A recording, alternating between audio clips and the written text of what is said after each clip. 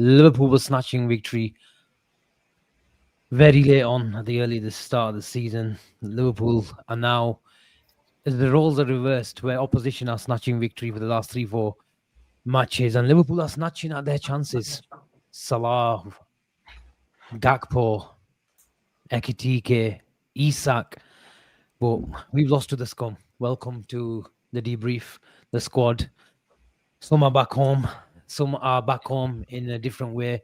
Jeans in Lahore. But our mind is at the same place, at the same point, where we're really worried. We have been talking about it for a long time. We don't just talk after the benefit of hindsight. We've been talking about these small problems are brewing, and brewing. And now they come into light. They come into light. But welcome. It's the post-match reaction. Liverpool have lost, in case you don't know. And the scum are unbelievably delighted, as I can tell, with a few scumbags in the chat. But we're here to talk. We analyze, win or lose. And I must go around the table. I don't want to ask you. I normally ask you how you are. But Avi, that was a shit show, bro. Yeah, don't call them scum. They deserved it. Manchester United today, they played well, regardless of what we think of them. But today, Manchester United played well, set up their stall, and they beat a Liverpool team, which my head's shot. I said my head is shot today. You just think, 2 weeks break. I think for the first time in any of our time supporting Liverpool, especially in the last 3-4 years, we couldn't wait for international break to come. They've had a break. Now there's rumours that Slot overstayed in Dubai or something, and we'll go into this. But to pull out a performance like today, and yes, we can talk about fine margins. We can talk about Gakpo hitting the post. This was a very, very weak team, weak United team. They can't buy a win. Yes, they've had a good result before the international break, a 2-1 against the Sunderland at home, and even that game could have gone either way. But I don't know what it is from last season as well, and the 2-2 last season. Today, Amram done a number on Slot, and it's not the first time now Slot. And even in the first 5 games when we won, and results then could have gone either way. But a lot of question marks have to be asked now, Asim. I know you will do your threads in the week, and I know you will do a tactical breakdown of the game today.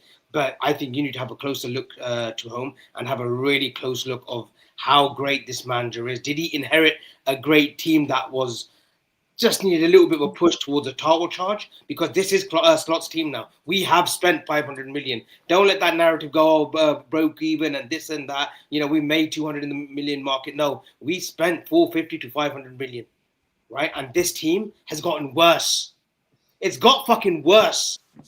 It's not good. It's not okay. There's no patterns of play that we've seen and think, yeah, you know what? By mid-November, this team's going to start clicking. I've been one of those that have been very patient. I haven't been reactional. I haven't overreacted to certain results. I've got, no, guys, I know it's 3 losses in a row, but all in hindsight, we will be okay. Today was unacceptable because it is Manchester United. It's not the scum tonight, Asim. It's Manchester United. We lost to a really bad Manchester United team. It's embarrassing, that level of performance. And there's a few individuals that I will be calling out today. One individual that I've been calling out from day one, right? But we'll come into it. But yeah, fuck being happy today. It's anger. It's anger that you just thought after 3 losses, these players would have learned something. Forget if the tactical side of the game and, that you can't see the pattern, but I want to see a little bit more desire. I want to see a little bit more passion. In the first home game, it's against Manchester United. Get 3 points under And now look at us. What, we're 4 behind Arsenal? We're in 3rd. United are 2 behind us. It's not a good day. I don't want to keep harping on because I'm sure I'll get another few says during the hour. But yeah, I'm not happy. Gene, Avi said it's unacceptable. That's probably the biggest understatement of the century. A shit show all round. And a lot of people will be going for the manager. I've gone for the manager. You've gone for the manager. We could go for anyone right now. There's probably 1 or 2 players that don't deserve criticism today, and that's about it. But I want to ask you straight away. Let's go to it. It's the elephant in the room. I'll be honest, I wanted to mention it earlier in the week when I found out the manager has been in in Dubai because I saw him. He was showcasing a nice tan, and people were saying, "Look, we're clutching our straws and this and that." But for the team, for the champions to lose 3 games in the last week, I expected him to be at the training ground. There were players at the training ground. What the hell are you doing in Dubai? But there are so many more problems than that, than the manager being in Dubai. And one that was it didn't set the tone for the right for the biggest week of Liverpool's season so far. Well, you tell me what you're thinking right now. See, man, I'm fucking. For me, it's just the game. I could right now. I couldn't give a fucking rat's ass where the fuck he's been. You can go to Dubai, Philippines, wherever. I don't give a shit. You had to fucking produce today. I don't care. For me, and I mentioned it on the show a couple of weeks ago. You have to produce today. It's Manchester United. It's 3 games that we've lost on a road. This was the game where he had to go out and produce. This Liverpool team had to go out and produce a performance, number one, that we deserve, the fans deserve, where we can go again. We were fucking diabolical, man.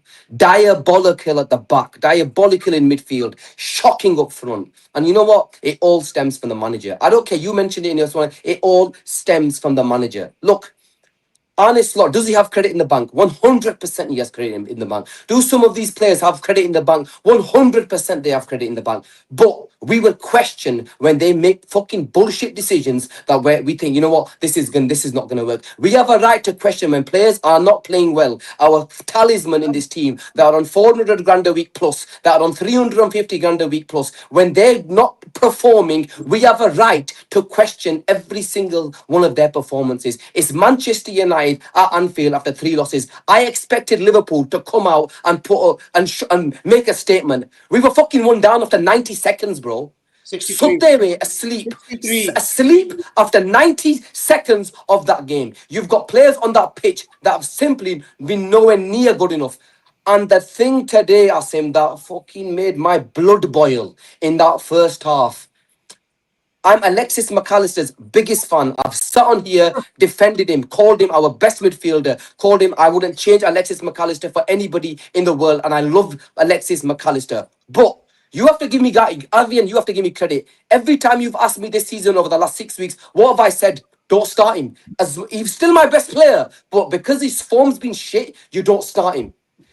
To play him in the fucking 10 position today, so high up, when you've got a proper 10 in that position, he was at times, McAllister was playing in the 2 up top. It looks, he was so far forward, and I was thinking, oh, Yara, what are you doing, bro? Why is our midfielder playing so high up when you've got the perfect player in Florian Wirtz to play in that position? McAllister has been shite this season, whether it's form, whether it's injuries, whether it's, whatever it is. He's been shit. Let's face it, he's been shit. You play your player that's in that position. He didn't play Florian Wirtz. For me, that is uncalled for. You had to start Florian Wirtz against Manchester United today. And you can say whatever you want, other players, I don't care that or how well he's played. Florian Wirtz had to start in today's game. Number one, honest lot. Number two, the players. Mohamed Salah, bro, I will not understand why you cannot play a fucking simple 6-yard pass to a fucking fellow player who can put the ball in the back of the net. But before I can understand it, we gave you the keys. You've literally got the keys to Liverpool to do whatever you want. You can miss chances, you can score goals. But when this team is struggling, when our back is against the wall, and you are in that position to play a pass to a fellow player who can put the ball in the back of the net, you have to do that. He snatched at that chance. You have to be able to say, I'm a team player, I'm going to give it to Wirtz, and he's going to put it away. That's selfish what Salah did today. And I'm his biggest, I call him the king and everything. But you cannot do what some of these players have done. Look, Alexander Isak, he should have buried his chance. Cody Gakpo's chance, should have buried it. People can come to me today, and I heard you, Ben, you said Liverpool created more than enough chances. We did. We created 6 or 7 unbelievable openings where we should have took our chances, but we fucking didn't. We didn't take them chances. I don't care whether it was a shit fucking touch. I don't care if it's a shit finish. I don't care if somebody's not on form. You have to take them chances. When in a game like this, you have to take your chances. Liverpool didn't take their chances. Manchester United Credit to them. They turned up today. Cunha, who wasn't played for fucking 6 weeks, was taking a piss all the time. We couldn't get the ball off him.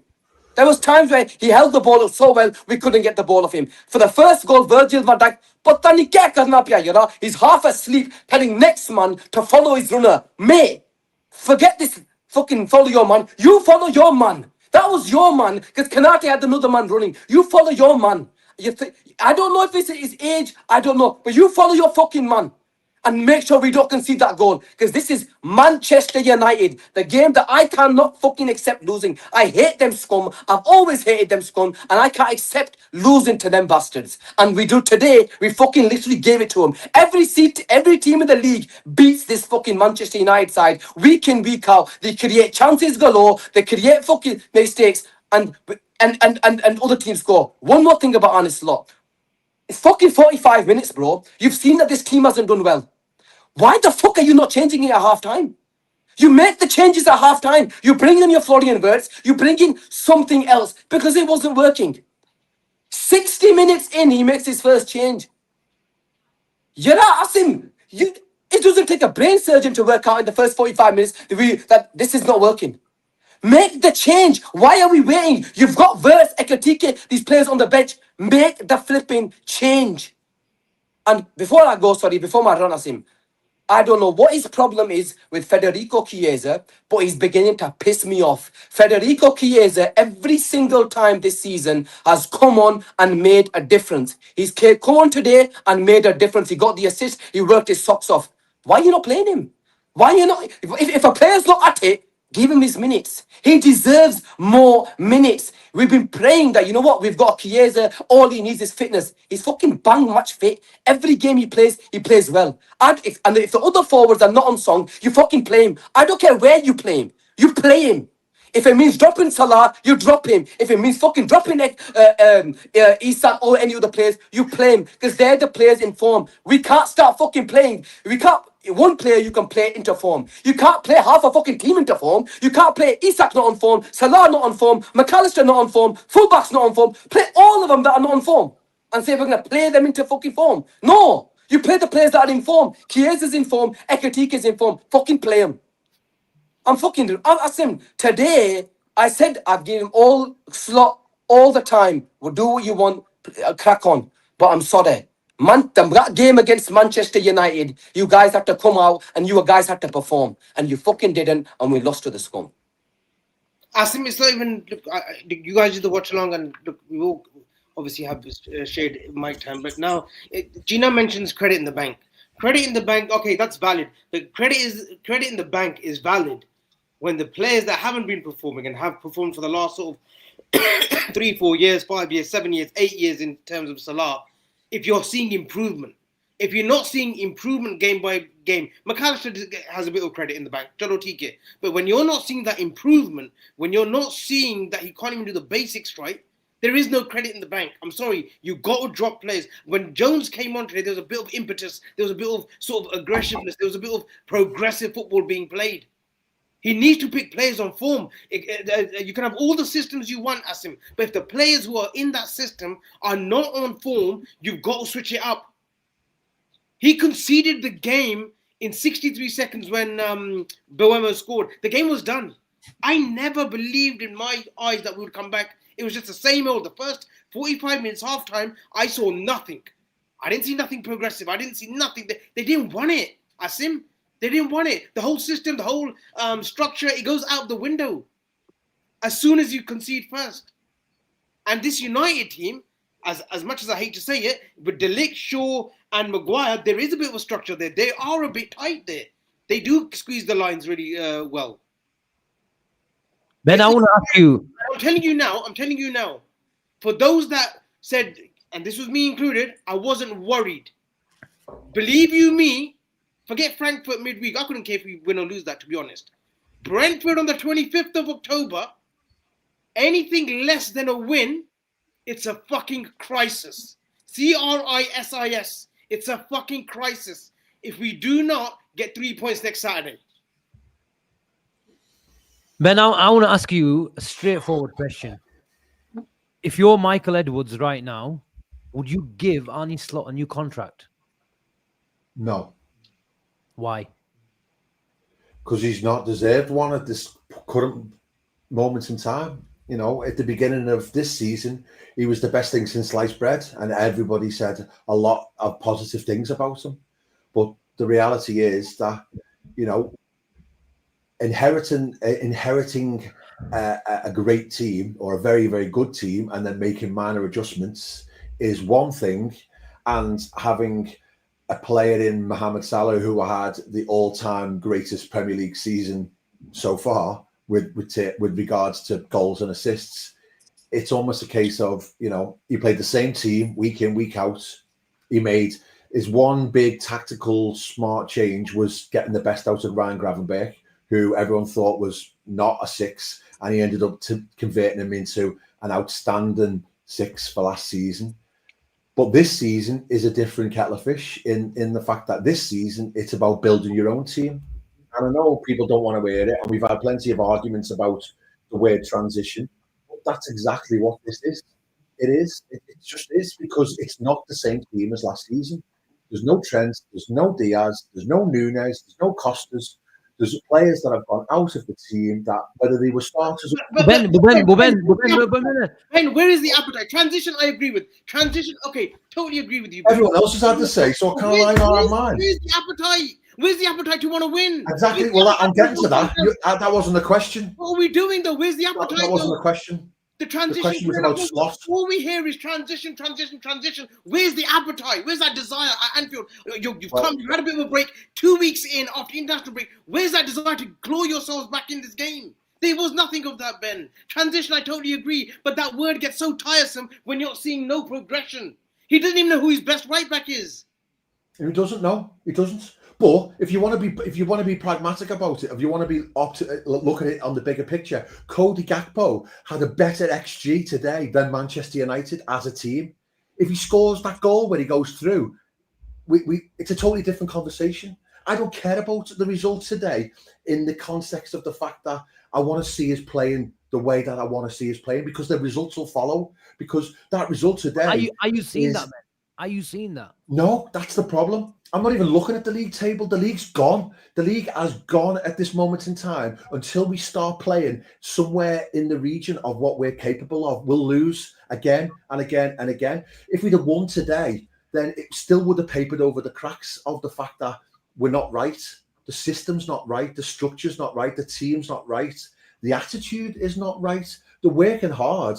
But at the same time, what I was trying to say before is that they went on holiday at the end of last season. It feels as though they had a pre-season where you were just going through the motions a little bit, bring in a load of world-class players, and that's what they've done. They bought the best left-back in the Premier League last season. They bought the best available centre-forward in the Premier League last season. They bought arguably the best 10 available in the world this summer. No one would have disputed those facts this summer. Nobody would have, but they're not working and they're not right at the moment, because you can't just bring together 11 fabulous players and just hope that it works. You've got to have a proper system and a proper plan. And ironically, I've said it before, Liverpool have bought a Wijnaldum or a Mane or a Robertson in the past, who on paper were not fashionable players, but they were perfect for the system that was required.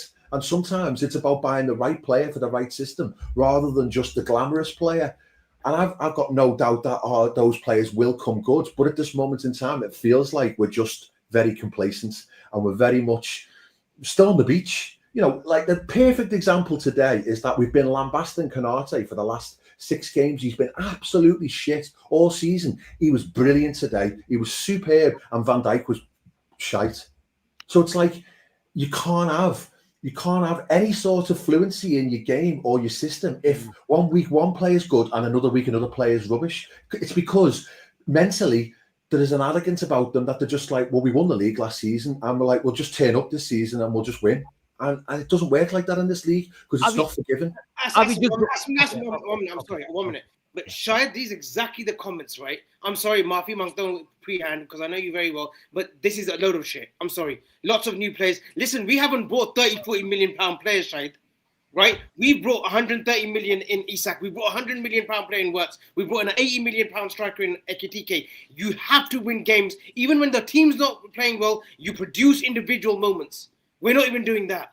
I'm sorry, you can give me all this sort of outcry saying lots of new players, get used to it, yeah, this and that, they've got the transition, all this. But when you've brought the quality that we have in those three alone, you win games by individual moments for the time being until you get your structure and the team well oiled in how you want your blueprint to look like on a football pitch. But you win games by individual moments. Manchester United. Isak today. I'm sorry, whether he gets service or not, then try a little bit harder. Drop deep if you have to come into the play. Right? Ekitike, your in-form striker who's been showing a bit of swagger alongside a Kylian Mbappe, who's on top of the world right now, who scored a winner today for Real Madrid again. You're not playing him. You got to be playing Ekitike. You need to make it fit in the meantime, Asim. If it means playing Isak and Ekitike, both of them, you need to make it work because you cannot drop Ekitike in this form. He comes on, you could see it straight away, that little aura, that little swagger already in the first 10, 15 minutes. We were causing them issues. We were causing them problems. We get the goal back. We get pegged back. We peg it back to 1-1. Then the ascendancy is with us. What happens? They get a bit of luck and they score again with the Maguire header. He is not playing players that are showing a bit for him. He's not playing them. The Chiesa, again, registers an assist. He brings his tally down to every 75 minutes. He's registered a goal or an assist. If you're not playing him. Mohamed Salah, as great as he is, at the time that he is, he's got credit in the bank. But when you know he's out of sorts, he cannot be starting at all. Or if you start him, hook him after 65. Do not wait that we're going to get a penalty down the line with 15 minutes to go. There might be a penalty and he's there to take a penalty. No. You bring him off. You play Chiesa. Ben, I have to ask you the question, Ben.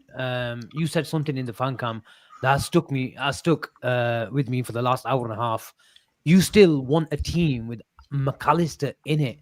I can't understand that. How can you fit someone so out of form, deprived of so much fitness? How can you fit him in the team? When does he play again then? In the cup. He earns his spot. He doesn't come back in the team. Maybe. He comes back and performs, and Gravenberch and Szoboszlai perform, and Wirtz performs. Max got to work himself from ground zero again all the way up. That's what he's got to do because we've given him a chance now. I'm sorry, I've been patient. Yeah, I know he's your boy. I know he's Argentina's your little maestro magician. I've gone to town on him. I've gone to town on him. Sorry, but after 8-9 games now, that buck has stopped.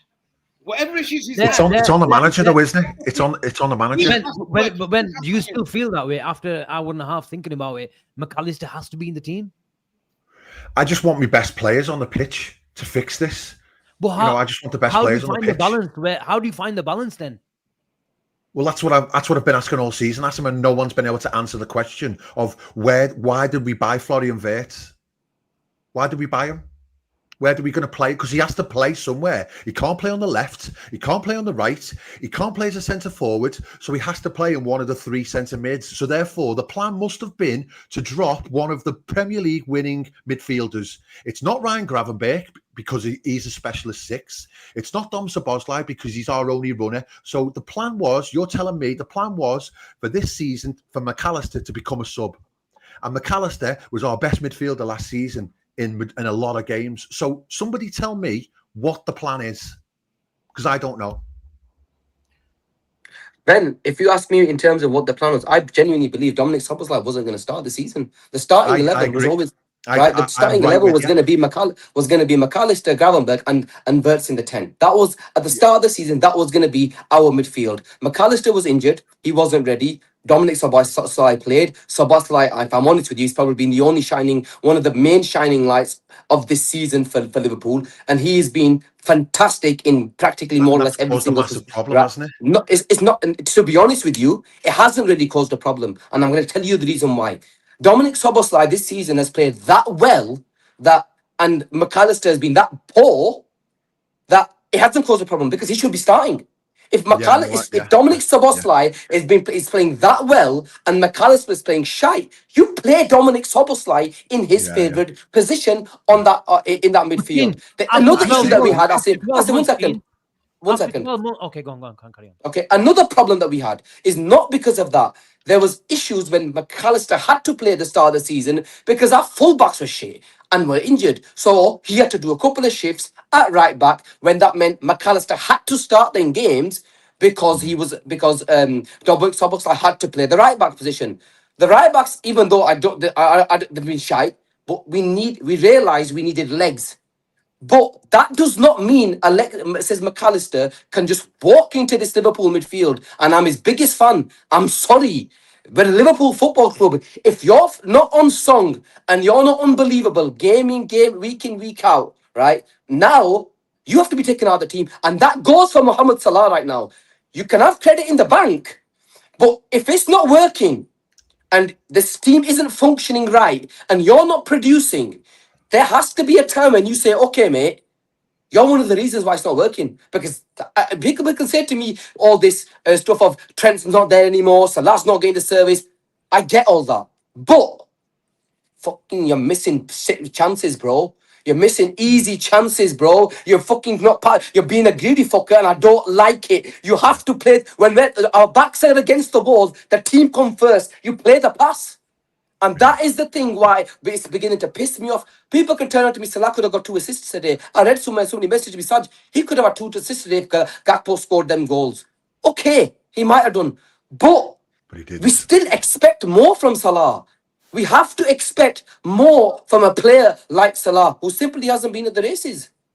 And the other thing about McAllister that's really interesting, and why I think the pressure is more on McAllister, is because I would put Konate and Salah in the same brackets as McAllister this season in terms of form. But the difference with those is that there isn't anywhere near suitable replacements for them. Whereas with McAllister, there is a suitable replacement in Wirtz, isn't there? Whereas really we should have dropped Konate by now because he's been gash. But the backup is Gomez, who no one's got any real faith in to play week in, week out. And Salah's been awful as well in a lot of games, and there's no real replacement for him. We done it once against Galatasaray and put Frimpong in there, and it looked awful. So they're getting a free pass because there's nobody pushing them for their place. Whereas McAllister, he's got Wirtz pushing him for his place, but he still insists on playing him. And that's another conundrum, I think. There's so many of the main players, the reliable players, who are just hang out of form. I would point to them before I'd point to the new signings because it's on them to. I feel really sorry for Wirtz. I think Wirtz, he's getting a lot of the focus on him, but he's created a lot of chances. He could have had a lot of assists already. He's still getting used to the Premier League. I'd be pointing the finger at a lot more of our senior players before our new signings. Even Isak has still got a little bit of a pass because he's only just getting up to fitness. But again, he's not picking himself. The manager should be picking Ekitike. Avi, how do we put a lot of it's down to the manager? It's damning that West didn't start today, Asim. It's very, very damning that the team that you've been running at number 10, right? Slot wanted to go a different way from previous, right? He didn't want to go with the midfield that's worked with us in Szoboszlai, Grab, and McAllister. He wanted a pure creator. So you play him when you're spending 110 million pounds or whatever euros, you play him in the biggest occasions. He's not doing that. He didn't start him in the Merseyside derby either, guys. And he didn't start him tonight. Against Chelsea either. Against Chelsea either. 3 big games already. I'm not sure if he started the Arsenal game. Yes, he did start the Arsenal game. But those are 3 big games where he's not gone with Florian Wirtz. That tells me that Slot is not entirely sure about what he's doing with Florian Wirtz. And as much as Asim, I'm not a big fan of it, and as much as I know Gomez won't be tried at right back because of what injuries and whatnot, he's got to go with Szoboszlai now for the rest of the season. Where? Right back. It's obvious now that he's not fully entrusted with Frimpong. I know. He doesn't. I can't play right back. He was okay today, but I'm all right with that. you go with Jones. Curtis And Jones Pratt has in to the play meantime, this game. you got to, and inadvertently, these are going to be embarrassing to say as a Liverpool fan when you spent the money that we have.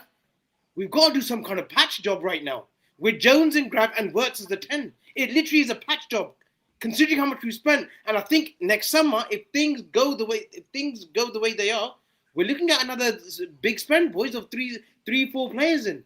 You need a new centre back. Van Dijk's going to be 35, 36 next season. Konate's off.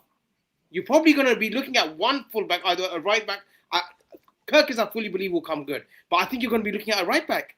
I think Bradley or Frimpong, I think that we might cut our loss and say, listen, it's not worked. If Frimpong's being played in the front 3, it's obvious that Slot doesn't fancy him in a back 4. Started one game at right back, Frimpong. So Definitely doesn't fancy him. You know, our right back position, yeah, if I'm honest with you, is fucked. I'll be straight. It's lost. We don't know what we're doing. Slot doesn't know what he's doing. The players don't know what they're doing, and the players ain't good enough. The only imagine playing your only runner in this team playing him a right back.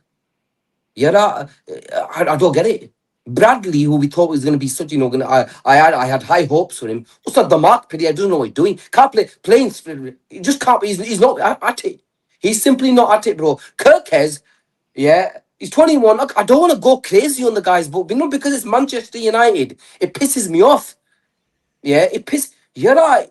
Some of these play in the first half. I was looking at Shambolic. I was putting my fucking 5 head I've got left. I'm pulling them out. I don't know what he's doing. Second half, I thought he was bombing on, but that's because they allowed us to bomb on.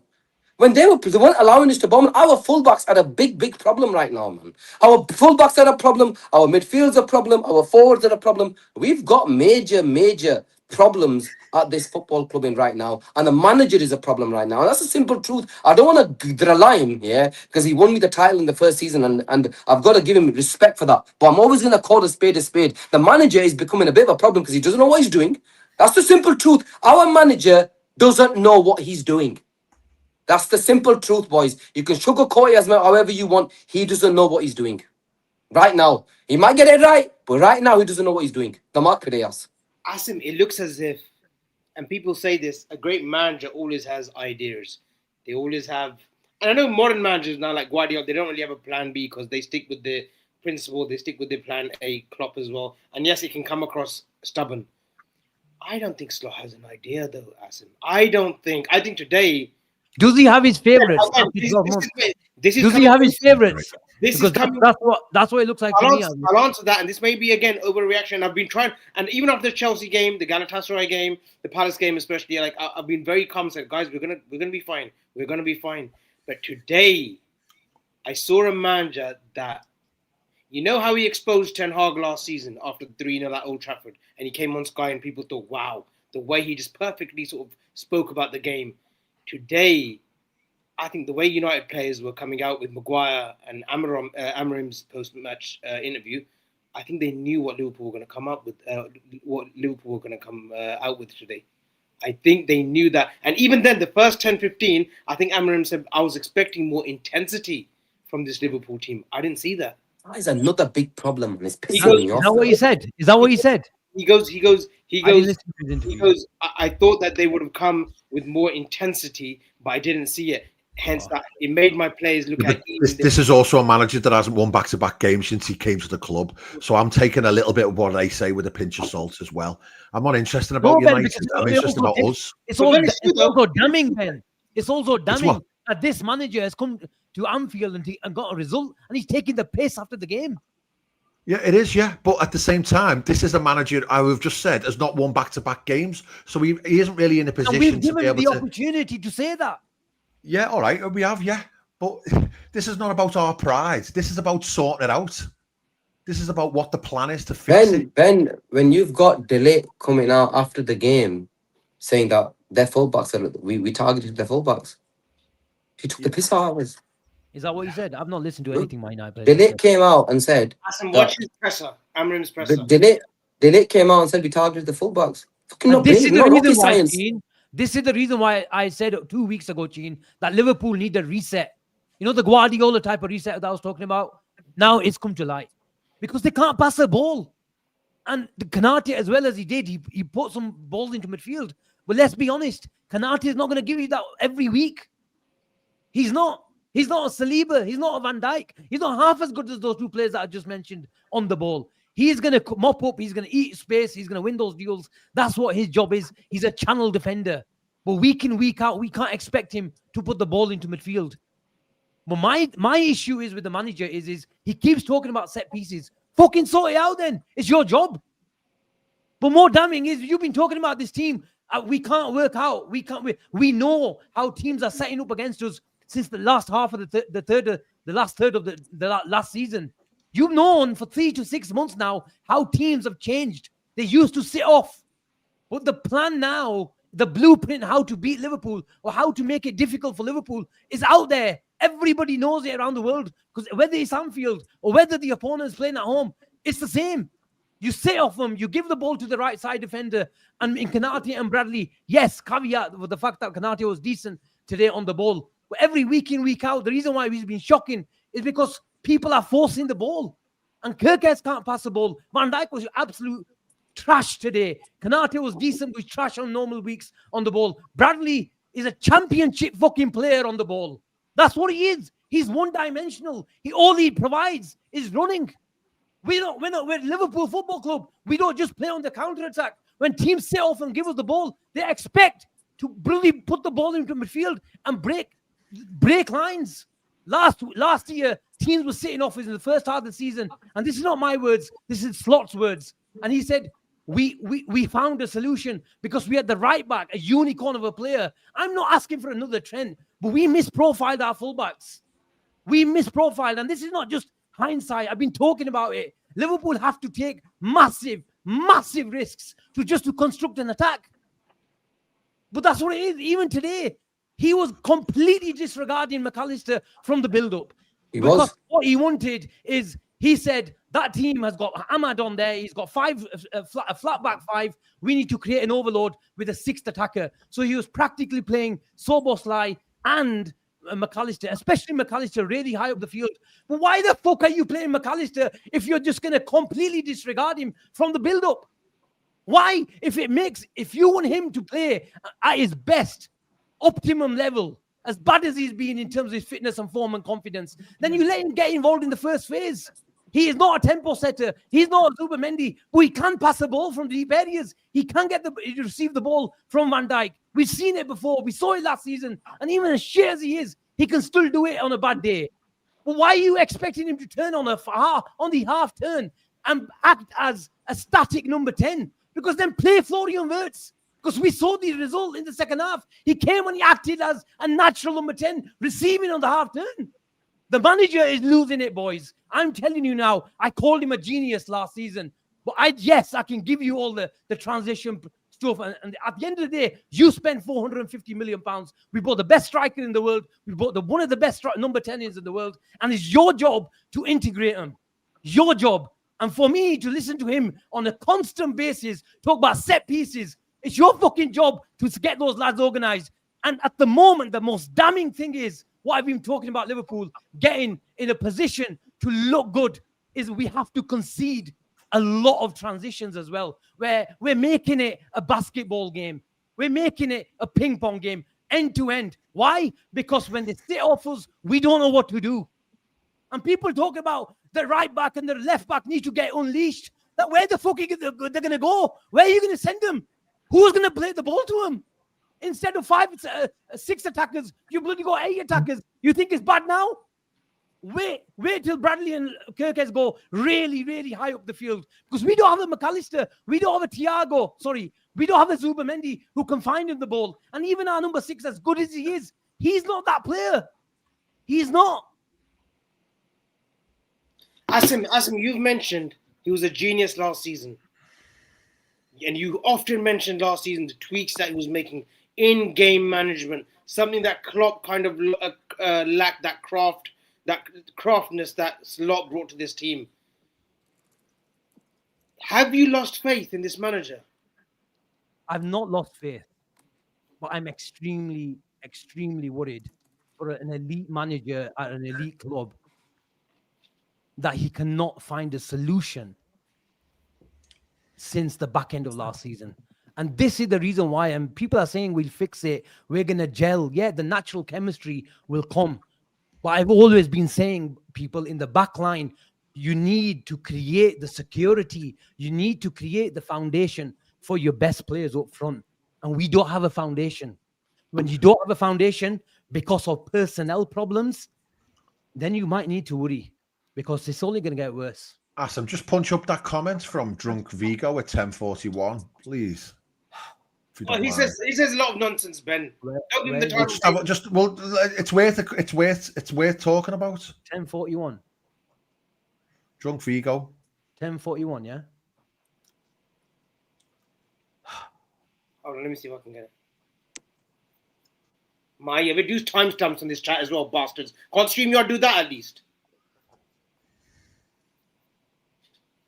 Ben, I'll come to you while he gets the comments up. Then, Sorry, Ben. I didn't think it would be that big a deal. It was just an interesting comment based on what Asim was saying. Is this the one? No, before that. Just before that. This there one? we go. Is that not this something? In what sense? Do they deserve blame because they appointed Slot, or are they talking about the transfer window market in the summer? Drunk Virgo, make yours. Are you talking about? We can talk about both, but I don't think both applies to Slot right now because he's delivered the title.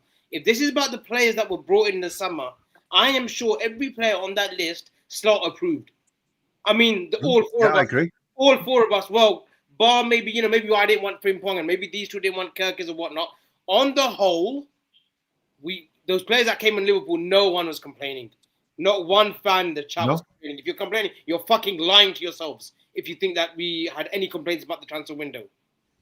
And then it comes back to my question, Ben, which I've asked him, have you lost faith? He said, no. My question to you isn't about losing faith in Slot because I believe that you are very patient and you believe you will come good.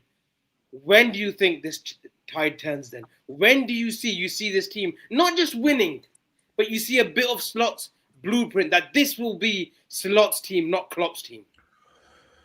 I think we've got to start small at the moment. We're not just going to suddenly click into being, a fabulous team again. It's just not going to work like that. We need the cliche of we need the result right now. We need to start building some confidence back because a lot of the players just look shot of confidence all of a sudden.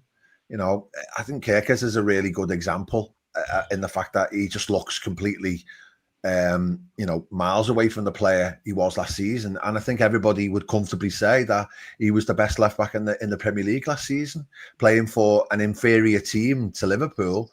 But he was superb.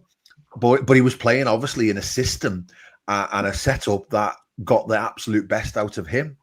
And I didn't watch Bournemouth enough to see what were they doing differently that we're not doing now. But he just looks chalk and cheese at the moment in terms of where he's at as a player. I need 2 minutes. I need some paracetamol. I've got a banging headache. I'm coming. Gina, Shahid, and again, we're very good friends with Shahid. Obviously, you watched the game with him today in the hall. This is blind panic. Oh, you haven't lost 4 in a row. If this is not panic, Shahid, then what is it? Listen, look, you have to, and he obviously watched the game with me. We analysed the game together and stuff. And though Shahid's slightly different here, he's like, okay, this team will come good. He even said to me, he goes, it's going to be pain before we get better. So basically, he was trying to say to me was, there is going to be more pain, and especially in the next 4 to 5 weeks before we start playing well towards December. But the title's going to be gone by then, boys. And I'm sorry. I can't accept that. I'm sorry. You guys can come to me and say it's a transition, that, the club have accepted it. I'll take 1 more year. For me, I cannot accept that. I can't sit here right now, and say to you that, I'm accepting a fucking transition season when my team has gone and bought Florian Wirtz and Alexander Isak and 2 fullbacks that I wanted to bring in. We've bought them. We even signed Ugo Ekitike. We should be doing a lot better. We've been shite. For Avi, you put up the stat on our group today. The last 23 games, we've lost 10. Yard. That's fucking shite. And if you look at the 5 games we scored late goals, yes, that's winning mentality. But you can't go every week and score late goals and save your asses. And yes, I get it that the 3 games that we've lost against Palace, it's probably the same thing. Palace, United, and Chelsea, that we conceded 3 late goals. But it's not good enough when you're with your team that's supposedly one of the favourites to go and win and retain a title. We had to go and make a statement this season, and we've not done that. And there's too many players, yard. The thing that's pissing me off, and I get the new players need a bit of time. There's just too many players just not with it. Too many players who have flipping, Salah, McAllister, man. Them 2 for me are the 2 that I've, fought tooth and nail for, man. And they're absolute dirty right now. Bro, they're just shit. And I can't accept it. And I'm struggling to accept it. People can say to me, oh, it's the last 33. No, you're not. Even when you're at 33, your brain is still functions to play a 6-yard pass. McAllister, Toba, you're up. What you need to get on, they need to get a grip and very, very quickly. And if the manager cannot get a tune out of these players very soon, Avi, then what? You imagine you lose the next 2 or 3 games, then what? Ben, What are you gonna do? What's that- this manager gonna do? What is okay? If you're Arne Slot right now, what is Arne Slot going to do? What has he shown me in the last 4 games? Even though you lost them games, what have you shown me that you're able to make something happen? Because I'm gonna be honest, I don't think he can. Ben, You guys can say to me, boys, that you know what, in 2 months' time, it's gonna come. And I was one of them that was saying to you that you know what, I think he's gonna be able to do it. I'm at that stage now, boys, and I don't want to sound like a fucking overreacting. I really don't want to sound. I genuinely believe that he's gonna struggle to turn this around. Ben, I'm going to pivot to you. Gina just said that, which is a big statement. He has doubts that he can turn this around. I'm not there yet, Ben, and I'm pretty sure you're not there either yet. How No, I'm not. does Slot? Do we give Slot the full season? Say he goes horribly wrong, Ben, and I'm saying we are out of the top 4. We're out of the cup competitions domestically and European Cup, like Champions League. Say we finish 6th this season. I know I'm thinking way ahead now because the season's still very early relatively. Say we finish 6th this season. Do we give him another summer window, and a chance to fix things, or do we cut our losses and say thank you very much? What you did was terrific first season, and what you've gone through, great. But we need to move on with a different direction and a new manager. Being honest, I think if we finished outside the top 4, he's gone. I wouldn't be getting rid of him this season. I think that's ludicrous, to be honest. The guy's just won us the league. He needs an opportunity to be able to do it. But if we finish outside the top 4, if he loses his next 5 in all competitions, or 4 losses and a draw. PSG, Nottingham Forest, I think Brentford. We've got Frankfurt as well. I think we've got a home game. Say we only draw 1, lose the next 4. Is he gone then? well, probably there'll be questions being asked. There's questions being asked last week, the week before. People are asking questions after we after we lost to Galatasaray, and that that was 2 defeats ago. But likewise, if we win the next 10, is he the best manager in the world again? So I think we need to keep a bit of perspective on it. I really do. I wouldn't even be contemplating getting rid of Slot at this moment in time or in the next few weeks. He needs an opportunity to bed this team in. But at the same time, if he does finish outside the top 4, then no, I would be looking at a change in the summer. Asim, he keeps alluding to fine margins. Fine margins again today. That word was used again today. He used it against Palace. He pretty much said it for Galatasaray and against Chelsea that he could have gone either way at that point with 5 minutes to go. It was either them going to score a winner or we were going to score the winner. I don't like that term, Asim. Fine margins, because it's not convincing enough that we deserve to win a game. Fine margins is the theme since game 1, isn't it? Even the Bournemouth game, that was fine margins when they peg it back to 2-2. Is that a concern? You're on mute.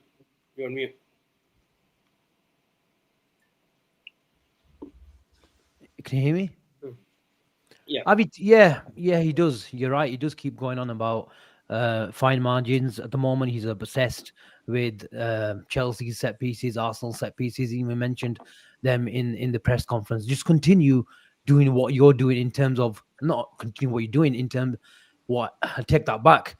Get this team up to the level that we know they can play. There's a lot of world-class players in this team. But Avi, you need someone, 2-3 players to load the bullets up. You can't just have a load of attackers and creators and the foundations. I might sound like a broken record, but nothing is happening until we sort that back line out. And the most damning thing is I don't see an obvious solution. The manager now, I mentioned it. I'm not just talking because of hindsight and where we sat here after a massive loss to Man United. I said he has to do something radical, and if he wants to Soboslai to play in midfield, then play Curtis Jones at right back. If you want Soboslai at right back, then play Curtis Jones in midfield.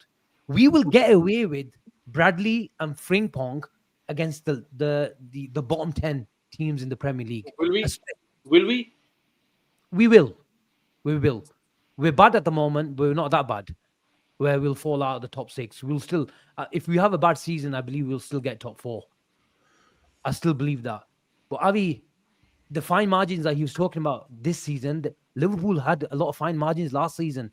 Yeah. So, you have to say that. He talks about the Chelsea game, the Brighton game, the Arsenal game. There was a lot of fine margins last season as well. Liverpool came out the other end. I see what he's saying, but you have to make sure you don't concede. Do the basics, and then we've got if we have to take games into the last minute of the match, then so be it, because we've got more quality than other teams. We have to do the basics right. And the most annoying thing this season is, like I said, Liverpool have to take more risks, even from minute 1, minute 50, and minute 90. Minute 90. Asim, we saw the risks today. Look, you mentioning the risks bit, yeah? I'm not gonna lie to you. When I saw Ekatike, Gakpo, Vert, Salah, bloody, there was 5 forwards, right? 5 really attacking forwards on. I felt it was too early at the time. I'm not gonna lie to you. I thought, you know what, this guy. That's for me. I felt like this guy's he don't know what he's doing. That's panic. Because he's gone from. Panic. That is panic. This is what I'm saying, Avi. This is why when I actually saw all 5 of them come on, I was like, what the fuck are you doing? Yes, we might score, but you're going to concede because this defense and this midfield that's in there, Jones and Verts at the time, okay, we might score a goal or two, but you're telling me Man United is not going to get a goal with this flipping back 4 that you're playing, with Szoboszlai at right back and them two. We were going to concede, and I predicted a 2-2 at that time.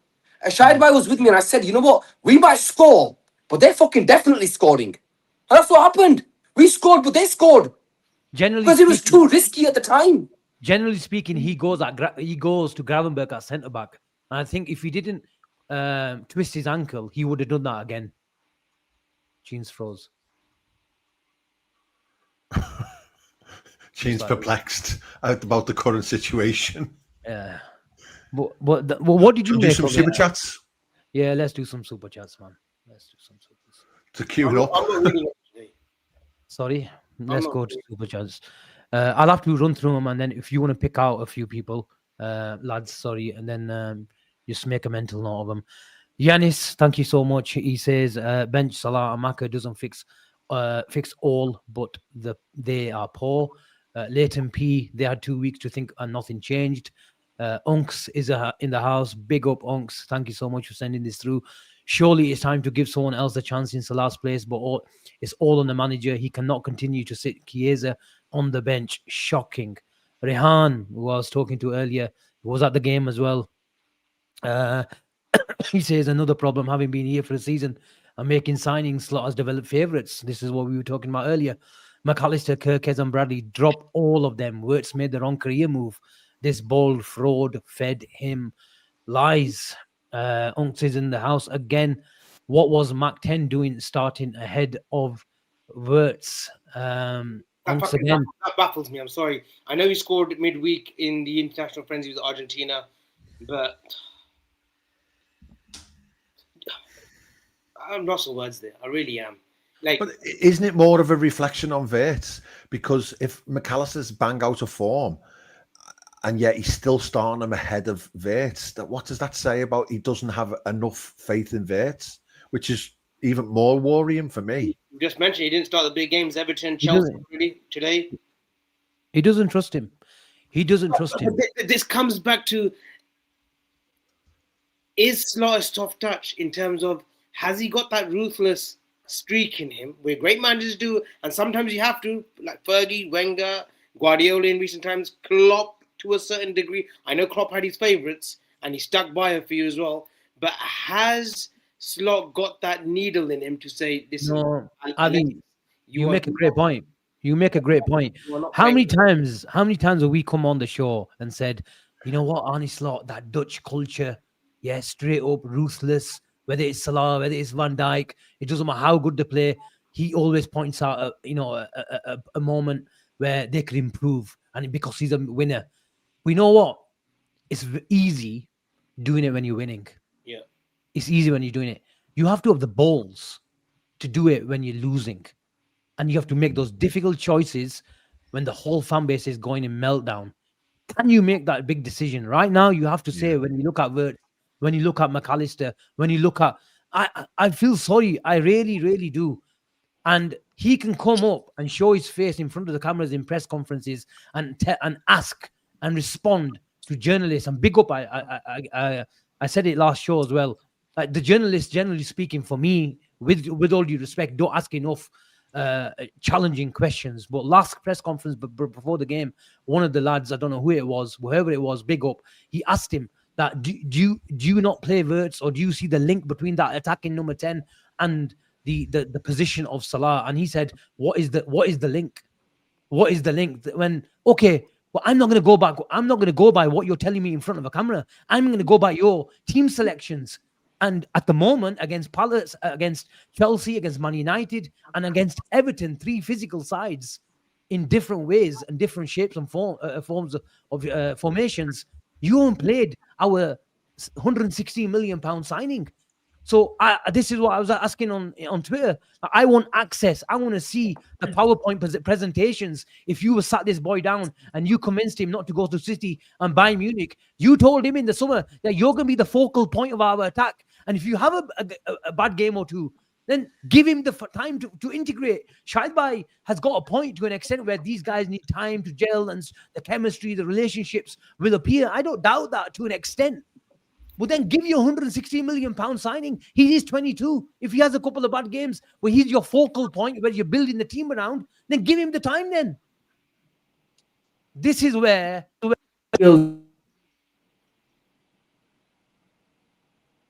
Asim, your thing.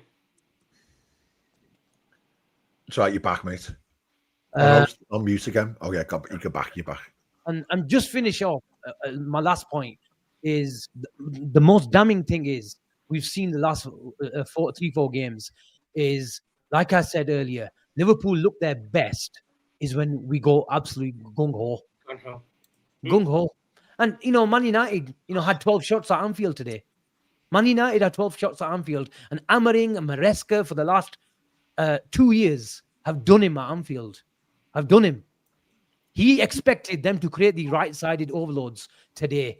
Amarim switched it and he switched it to the left-hand side. And he got done. And they were always going to have that trade-off where Ahmad playing as a wing back. It was a trade-off, and because Liverpool were going to enjoy some success as well, and our most threatening player was Cody Gakpo for obvious reasons because of Ahmad was the attacking threat. But they accepted that, where they've got 3 centre-backs to cover, and then you've got Dalot neutralising and Shaw on the other side neutralising Salah. So they got that. They ticked that box off, and who got the assist for them? It was Ahmad. So their plan worked. And Maresca, again, at Anfield, he admitted it. These are not my words. These are Slot words. He said Chelsea were the better side today, but we won. Why were they the better sides? Because you need to get out this stubborn so-and-so stubbornness, where you're playing this +2 or +1 in the back line. And teams like Chelsea, teams like Man United, as bad as they are with that 3-4-3, has always troubled us, or even in Klopp days, because Salah and Mane were always in a no man's land, neither here or there, especially Salah. But this is the problem now, where Liverpool have to take and put a defensive midfielder in Gravenberch in centre-back positions, have to play a 4-2-4. I thought it's a Klopp all over again. People might like it, but how far is that going to get you? And the reason why I feel sorry for Wirtz is you don't have the balls to give him that protection in someone like Curtis Jones and Ryan Gravenberch and Szoboszlai behind him. But then when he comes on, you're prepared to throw him in the deep end and play him in central midfield. Look at the desperation. Look at the desperation. You don't have the balls to play him in the number 10, his natural position.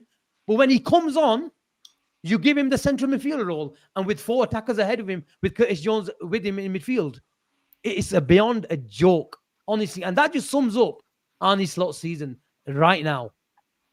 I just want to put it out there. I thought Cody Gakpo. I know he's unlucky with the finishes, but I thought he played really well today.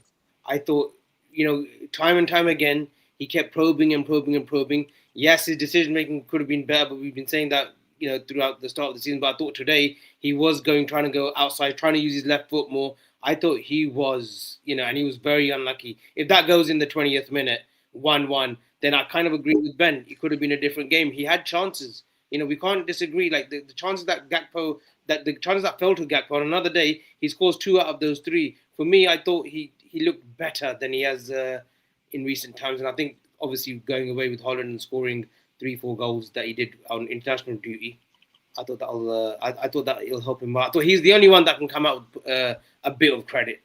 But we won't. He is, Bobby. He fucking missed an absolute sitter. Yeah, the header. Yeah. I look, for me, when it's Man United, bro, there's certain things that you have to call a spade a spade. He was unlucky with his efforts. Let me get that out there. In his goal he scored was, is a tap in TK, good luck. Alhamdulillah, he got his goal. But them 2 chances, he was very unlucky with them, to be fair. Both unbelievable strikes. But Yara, you simply cannot miss that header, bro. You simply cannot miss that header header. Score it. It's harder to miss that header than score it, to be honest. This is the difference, bro. You have to take that chance. If that falls to you, you have to take it. It's same with Salah. You get that chance. If you're gonna not pass the ball, you have to take it. He didn't take it, and it was a massive, massive flipping miss. It's a huge miss. It's an absolute sitter. It's an absolute sitter of a miss, and it's not good enough. It's simply not good enough. And look, I don't want to give Cody Gakpo shit because the 2 efforts were brilliant. I thought he did decent to an extent today. But you have to take that chance, bro. You have to take it. It's not good enough that you miss a chance like that. Even with Alexander Isak, first mind games, I have no problem to Lagaro. But today was the game, bro, where you have to turn up. And a chance fell to him. You got to take it, mate. He spent 120 million on you. Take the chance. You didn't. I have to question the fucker. You missed a fucking chance in a game against Man United. I'm going to question you. He didn't take it. Asim, mute again, mate. Asim, just go through the super chats because there's loads that you've got to get through tonight. Unks again. He says, China, I don't give a shit about credit in the bank. Losing to Man United is bank robbery. He raises all the credit. Slot in needs to piss off. I've had enough. Yeah, but I'm sorry, Uncle. Yeah, but you're being a bit silly. Yeah, nobody slot out. Nobody should be slot out. Member on this channel, right? And look, I think we can safely say the 3 of us, away from Ben, I think we've been, maybe overreaction all, but just, we're just angry. Ben has been the sensible one. A lot of emotion. No, I'm not slot out. Nobody slot out, yeah. Nobody. It would be delusional. On this channel tonight, and there will be other channels with their agendas, and that's up to them. But on this channel, as of today, 18th to 19th of October, we are certainly not slot out. We are nowhere near slot out yet. And we don't want to be. But he is accountable for what's happening at the moment. And that's what it is. And then he needs to own it. More than anything, he needs to own it and play players that are showing a little bit for him. He needs to be starting them. And the stuff about him going on holiday to Dubai, Gene's right. It doesn't matter if he's in flipping on Mars, but the optics don't look good. If you've lost 3 in a row, you've had 2 weeks to plan and look. He should be in Liverpool doing what he needs to do, sat in an analyst room, whatever. It's just the optics just don't look good. I get it that all managers need to recharge the battery so they can go again, obviously. But the reality is, the optics don't look good at all. I saw Allison, Jones, and I can't remember who else it was, back in training a week before the rest of them, all watching like one of the games in the training ground. It's like they're not off on holiday. They're there trying to do the rehab and get fit again to be able to play. And it's like, that's what you want to see. We are in a bit of a mini crisis at the moment. 4 games in a row for a club of our magnitude is a crisis. We're not Brentford. We're not Bournemouth. This is the real deal here, and you could quite easily see the league go in the next 3 or 4 weeks if we have a gap of 7, 8, 9, 10 points develop, which is completely possible at the moment. But a caveat everything I say with it is fine margins. And if those goals go in today, then all of a sudden we can get a scrappy draw or a scrappy win. And then we build confidence and we build enthusiasm and we start to go again. So we just need to get ourselves out of this rut at the moment. But sorry, go on, carry on with those supers. Just run through them now. Okay, Tika. Ash, big up, man. Thank you so much for sending this through. Rumor slot extended his break. Wow. Comes back, does nothing different. Same tactics. Why do we sign Wirtz if Slot don't start him? No defensive base, no forward pressing, can't defend. Slot, I'm worried. Believe you me, we're all worried. Big up, Ash. Total eclipse. Genuine question. Has he lost the dressing room? Save that for there, boys. No, he hasn't. Move on. Okay. Move on. There is no Unks. There is no difference between Ranieri and Slot. Wow. Shide, lots of new players. They do need a bit of time to get used to each other. Total eclipse. If not dressing room, then trust of players. Panda 28. Van Dijk doesn't track his runner. Jones and Gakpo both leave their defensive zone. Second goal, consistent poor execution in both attack and defense in certain moments is costing us massively. Coaching issue. Great super chat. Alex salary. Big up Alex, always in the building. How is Slot so bad against a back three? Unks looks like he's got the company credit card tonight. Ben Mac 10 is not playing well. Instead of resting and recovering his form, he went to the US to play a meaningless international. He must be benched. Muhammad Kibriya, big up Muhammad. Hope you well. Hope your health is good as well.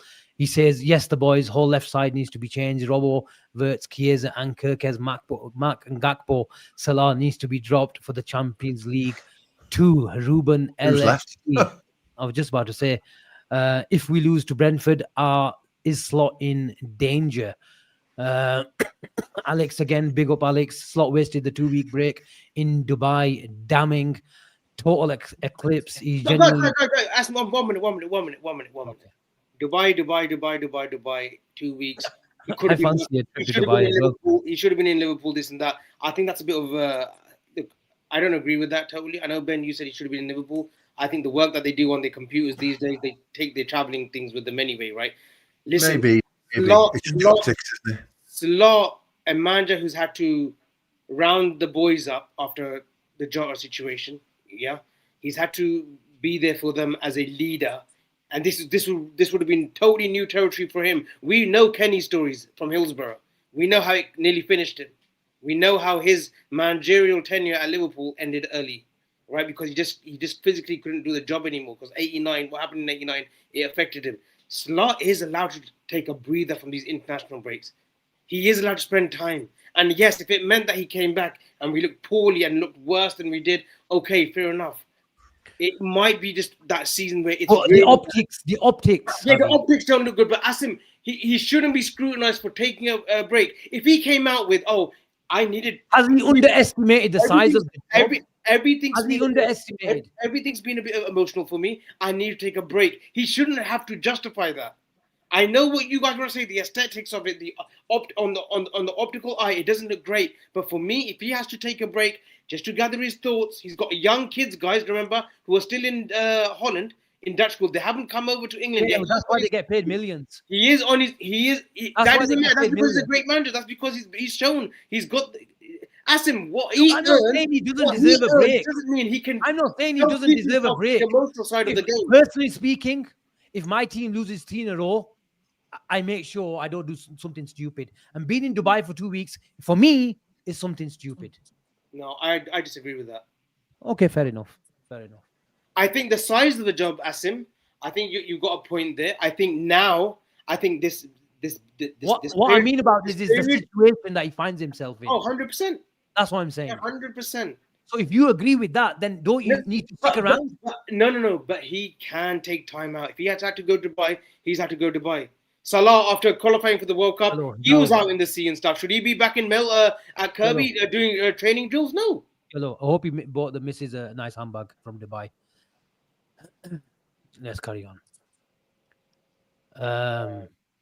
Where were we? Yeah, this where Alex. we were sorry. Alex, thank you so much for that. He total eclipse. He's genuinely reminding me of Eric Ten Yeah, Hag. come on, guys. The guy, look here. How is he reminding you of Eric Ten Hag? The guy's fucking delivered you a title, bro, and you're saying it reminds you of Eric Ten Hag. Come on, man. Look, I'm angry with Arne Slot. I'm really angry with him. But let's not take the piss. Fucking by Eric Ten Hag. Fucking the guy didn't do anything. This guy delivered you a title. So put it into perspective, man. Look, do I think he can? He might not be able to turn it around. But don't say fucking Eric Ten Hag. Anyway, carry on, man. Asim, run through them, Asim. You're wasting time too. What you guys come No, in? run I'm through them. reading Yeah, them. run through them then. Some of them deserve a little bit of a mention without. He a doubt, deserves but it, but some a of them lot, are bro. nonsense. Yeah. Get Ari. Oh, okay, that wasn't a super chat. Jono. That's one of my best mates who's a blue nose who just thought he'd throw us a quid for being a smart ass. That's all. Sorry about him. It's all love, Jonah. He forgot to put a message on. I'm sure he'll send you a message on WhatsApp. Rashid. Yeah, he sent me thank you so plenty. much. Don't worry. He says, I'm with Saj. I really can't see Slot turning this around. When is our next win coming? Thanks for your Durham's. Carry on. ADS Slot keeps saying in post-match presses, we don't dive or use dark arts. Is making us look too nice. Small margins matter. I hate it. Even during Klopp's tenure, we were never good in the dark arts. We could never. Milner was great at it to be. Milner and Robbo are the two that would play a bit sneaky and would be a bit dirty. But the rest of them, they are a soft touch. I have to agree with that. There's much worse problems than not playing the dark arts. I just like us to be able to play a 1-2. Gagandeep, War, thank you so much for your kind gesture. Tactically, it's not right, in my opinion. Inverting Bradley and Kirkes makes no sense with Gakpo and Salah as wingers. If you're going to play Sobo in the 10, Ekitike needs to be at the 9 to drop deep and link up. If Wirtz is your 10, play Isak 9 to feed him. Some great points. Yeah. Well, let's move the conversation. We've been going for 1 hour 11. I know, Gene, it must be around about 4 o'clock for you. Okay, tell me, where do we go from here? He needs to make changes. Arne Slot needs to, first and foremost, he needs to pick an 11 that he's going to sort of stick with. Asim, because this isn't working. And this hasn't worked all season, if I'm honest. He needs to make changes. He needs to, if like you mentioned, if it means Szoboszlai and Jones right now, so be it. You have to play the players that are in form. Ekitike has to start now. I'm sorry, boys. Ekitike has to start. He came on and changed the game. He made the difference. I saw the difference in the way when he came on. That has to happen. Whether Isak comes on for the last 30 or give him a couple of games, I don't care. Whether you want to play both of them, play them. I don't care. Ekitike better be in that fucking starting 11 the next game. I don't care where he plays. You play him. He's definitely playing against Frankfurt. Right, Tiga, he definitely starts. And there's definitely no pressure to start Isak, is there? Because if there was pressure to start Isak, then there'd be pressure to start Wirtz, and he's choosing not to start Wirtz. So therefore, he's getting the license to pick whoever he wants. So pick. I think the Wirtz has to start. Isak has to start. Look, this might sound crazy. You guys have heard, from the start of the season, I have been talking to you about two things. One of the things I've always spoke to you about, and that was, I want to see Ekitike and Isak. I've been saying this to you guys. I have been saying to you. Just to interject, Gene, do you want to see them in a like a different formation, or would you simply just put Ekitike where Gakpo is? Right now, Asim, when I look at this team and I look at Cody Gakpo, you're not dropping Gakpo right now. No, this is what I'm saying. When a few weeks ago, I said I wanted Cody Gakpo, him to replace Cody Gakpo, because I want Szoboszlai, who's good enough to play on that left-hand side. He can go across if needed, right? That was I don't think you can drop Cody Gakpo right now, as of right now. So if you can't drop Cody Gakpo, you want to play 2 up top. I'm going 2 up top. So you want to play a 4-4-2 or a 4-2-4, something like that. Asim, I think I want to see some. Asim, I need to see some sort of change. Even if it means Salah dropping, I don't care. Right now, he has to make some sort of changes to the way of it. Even if it means Ekitike, you take Gakpo out. But I want to see them 2 up top, or you just play Ekitike up on his own. Ekitike starts, but When the two are on song, when the two are playing, you're gonna see Isak click. Asim, I think what he needs to do, and he won't get a spare day because obviously they'll be prepping for Frankfurt. He needs to not rally the players, but he needs to have a deep conversation with them at some point, like maybe tomorrow before they start training. Go have a day off and just bring the boys into training at Kirby and have an honest conversation about. Listen, there's a few things we need to fix and fix fast. He needs to have some honest conversations with some legends of the club, with some that have got credit in the bank. So you'd bring him in tomorrow. A few bring harsh him in, conversations. You'd bring him in tomorrow, even if it's like a recovery day. Yeah, and say, listen, guys, Why they deserve a day off? it's a They got crisis. families. It's a crisis. So why has it changed for one game? We were 3 down in terms of 3 losses in a row. Asim, We were. You said he deserves a break. He's got families. He's got family. Asim, during Why are you the bringing the players in Asim, now? I am sure They've got when family. he was in Bring him Dubai, on Tuesday. when he was in Dubai, and we don't Bring know him the on ins and outs. Tuesday. We do not know the ins and outs of his trip to Dubai. I'm sure he was working round the clock. Oh, you're not Akin, please. Fucking Avi. 1 minute it was a break and now he's working. Come on, Avi. He's allowed. No. You guys. Yeah, Shaiba was telling you, Why he should was he be chilling, in it? having food at this restaurant that we all know about. Yeah, So what? So he's not allowed to enjoy himself, no? He's no, but you don't say he's working in it. Why are you making excuses about work? I'm not. I'm saying that he went out to chill out. He didn't do time out. He No, fine. he needs to have honest conversations with some players, with some leaders in that team tomorrow before they train. He needs to have around the breakfast table and whatnot with the 3-4 individuals, the leaders especially. He needs to have Around the breakfast table. exactly this. How they on a slot eat. No, come on. That's just. But you know what? You know what? Exactly. We don't know what went on Dubai. I'm sure he was working around the clock, but you guys are acting as if he should No, be. yeah, I don't have an issue with it. He should be chained there. Why should he chained there? I think that's what Asim's saying, though, is about the magnitude of the club. When you're at Liverpool Football Club, whether you're the champions or not, and he has got all that credit in the bank for being a title-winning manager, which is a phenomenal thing for us to say. But it doesn't stop there. It's like you don't get a pass or a year out or whatever. And I think the thing I'm agreeing with Avi is we don't really know the deep line impact of what happened in the summer. None of us do. But equally, when you've lost 4 games in a row or 3 in a row, then you've got to act differently as the manager of Liverpool Football Club, and you are going to be followed round the globe with a camera. And if you're photographed, living the high life in Dubai with the teams looking an absolute shitstorm at the moment, even though he's entitled to do it, he's got to be given some guidance from the people around him at the club to say it doesn't look great. Ben, I'm sorry, that is not his fault. If some fucking random idiot wants to take a photo of him while he's eating his I know, but that's the impact of being a Liverpool manager. While he's eating his shawarma, like, come on, let's be sensible here, guys. Look, he's allowed. Avi, let me come in. The way he's led this football club from day one, from not having any money to spend in that summer where he just got in Chiesa, a player that he didn't really want. Let's be honest. The way he's led this club from day one has been nothing short of exemplary. He's been absolutely brilliant. He's been a leader. And what he did through the summer and how he came through it over the summer has been nothing short of remarkable, and he's done a great job.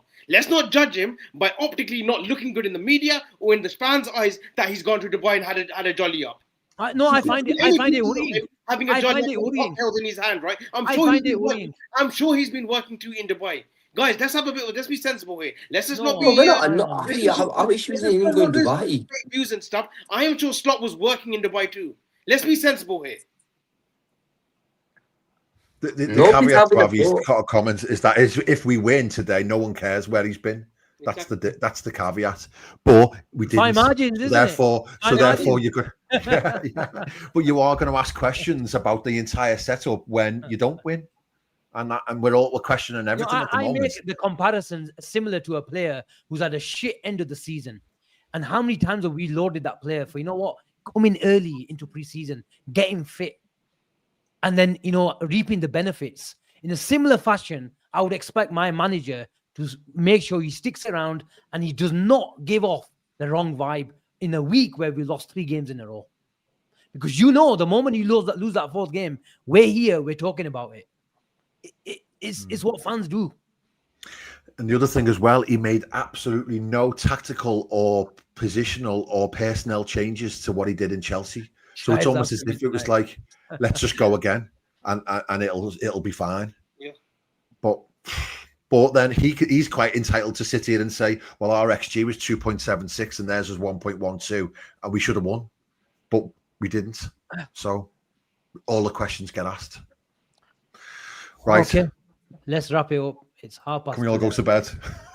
Yeah. And wake up tomorrow and open to bad nightmare? Yeah, I had a banging headache before the show, and I hope those 2 paracetamols do the trick.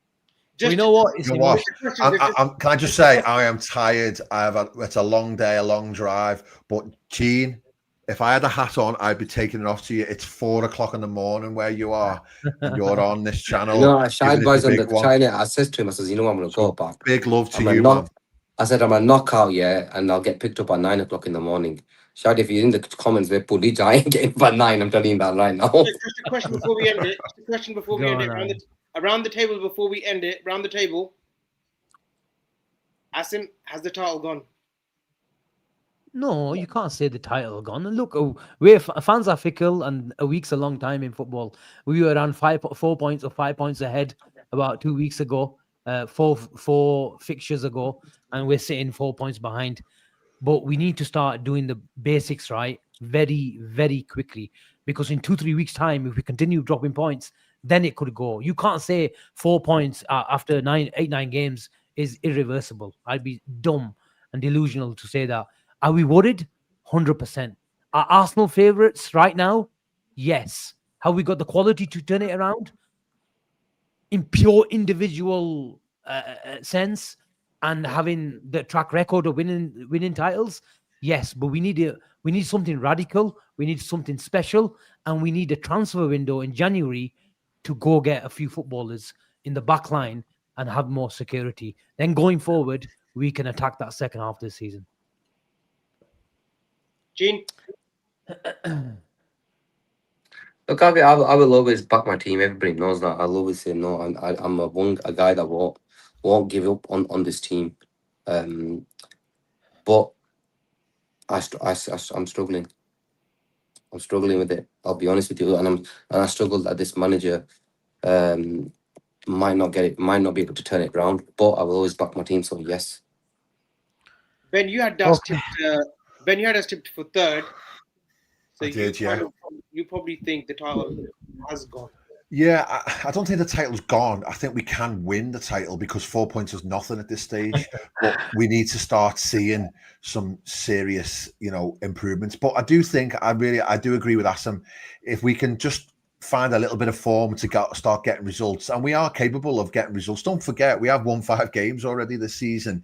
And as crazy as it is, the moments we're on the wrong side of the margin, quite easily we can be on the right side of the margin again. We may not look great, but we can still got enough quality to be able to win games. So we can stay within a few points of Arsenal till January.